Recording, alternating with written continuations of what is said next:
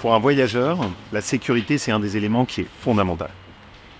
Il y a maintenant plus de 5 ans, on s'est fixé un défi avec les équipes de la police ferroviaire de la région, qui était d'arriver à faire baisser la délinquance à bord des trains. On a énormément investi. Aujourd'hui, notre région a multiplié par 2 les équipes de police ferroviaire régionale. On a déployé plus de 2000 caméras dans nos gares. On a mis en place un centre de vidéoprotection à l'échelle de toute la région, qui est parmi les plus modernes d'Europe. Les rames, telles que celles qui sont derrière moi, ont été équipées en caméras. Et ça nous permet de mesurer les résultats.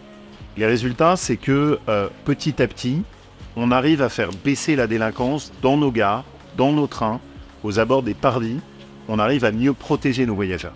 C'est extrêmement positif de se dire qu'en fait, quand on y met une vraie détermination, une vraie volonté, une vraie autorité, qu'on travaille avec des équipes qui sont professionnelles, auxquelles je veux rendre hommage, on arrive à inverser la donne. Dans notre région, depuis le Covid, on a baissé de 50% les actes de délinquance. Et avec des exemples qui sont très concrets.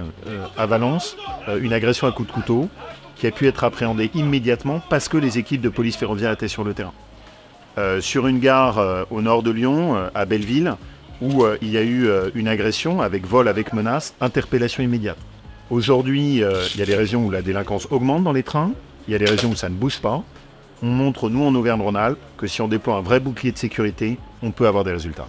Il n'y a pas de fatalité à la délinquance, il y a juste une délinquance qui augmente quand on est laxiste, quand on ferme les yeux et quand on ne se donne pas les moyens.